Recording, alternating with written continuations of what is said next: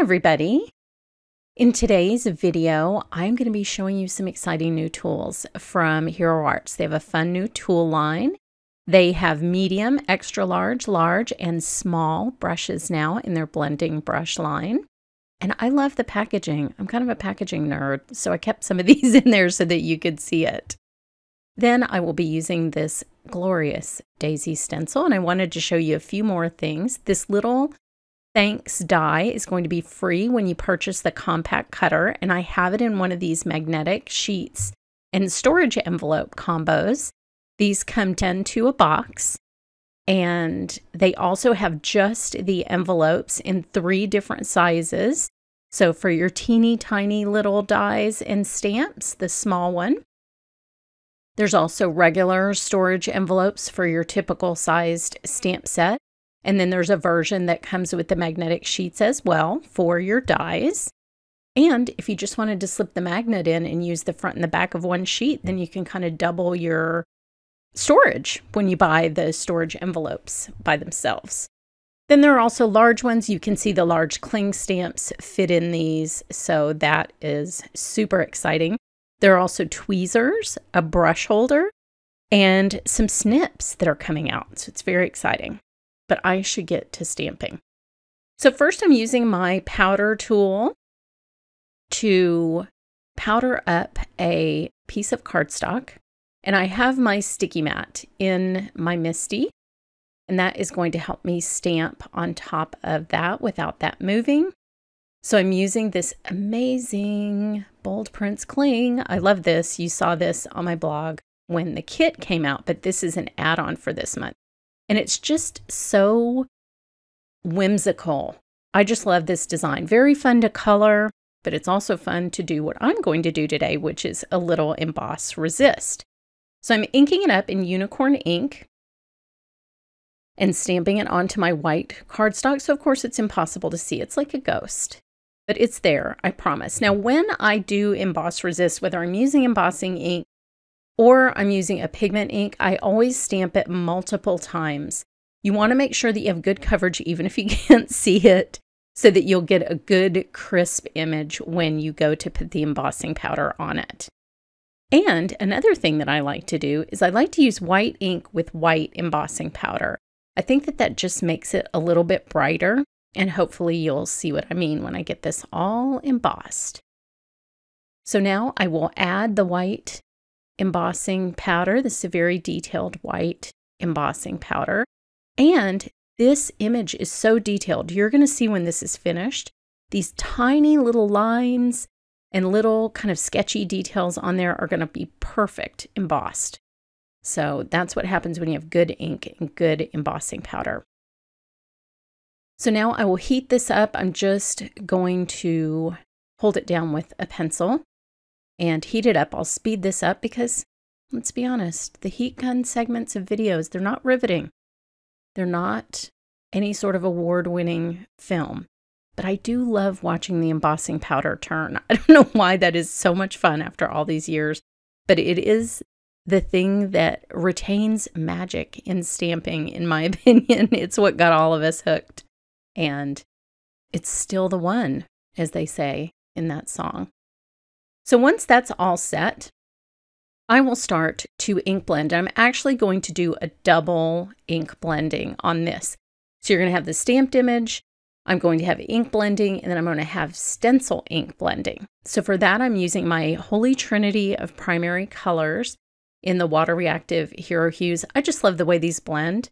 I do use them for water reactive techniques, but they're just so buttery to blend with. So I very frequently reach for these when I am ink blending.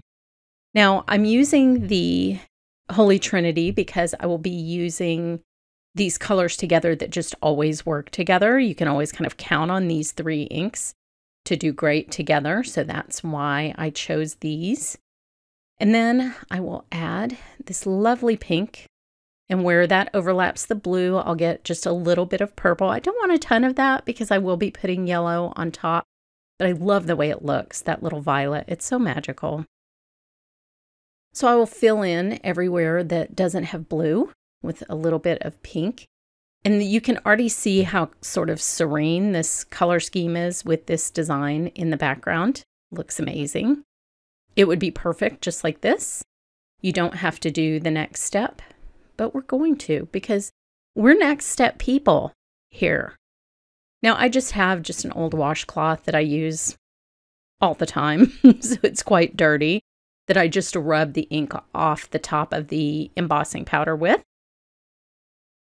And that just crisps it up a little bit more. So now I'll use this Daisy stencil and the final ink color, which is yellow. And so in addition to that nice crisp flowers and swirls design in the background, I will have a little daisy pattern as well. It just adds a little bit of interest to put a stencil on top of your emboss resist. Just a little extra texture, sort of like what you get from gel printing when you're doing multiple layers of textures and patterns. And you could really do this with any stencil. I chose the daisy one today just because this is an overall floral design, and I thought it would be fun to have little daisies in the background. Plus it's spring, it's time for flowers and enjoying all the things that are outside right now. So I'm using the smallest of the blending brushes. This is one of the new sizes, and I love these for detailed stencils because if I were using 2 different colors here, or 3 or 4, or however many ink colors I wanted to use, I would be able to really precisely apply the ink to small areas of the design. For example, the center of the daisy. These smaller brushes would be great for doing flower centers, and then you could do the rest of the flower a different color, and you'd have all that control over the ink. So now I will wipe the yellow ink off of the design and let you see it up close, and look how crisply embossed that is. And I'm not even a good embosser. It's not my love language, embossing, but it's so crispy and fun. Now I'm a glitter paper hoarder. I save every little scrap because there's always a tiny die that I can use it with. And in this case, this freebie that you get when you purchase the new cutter, which is so cute. Isn't miniature everything so fun? It's perfect for my little scrap. It's a perfect size. You always want to have like a smaller cutter on your desk for doing sentiments and small die cuts. It's just so convenient not to have to go stand at your die cutting machine. I am that lazy, I'm just telling you.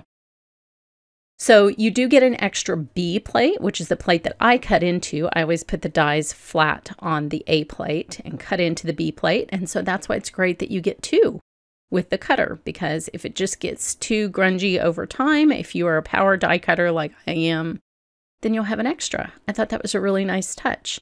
I love it when people think ahead like that in crafting. Makes me happy. Okay. So here's what these 2 will look like when I glue them together.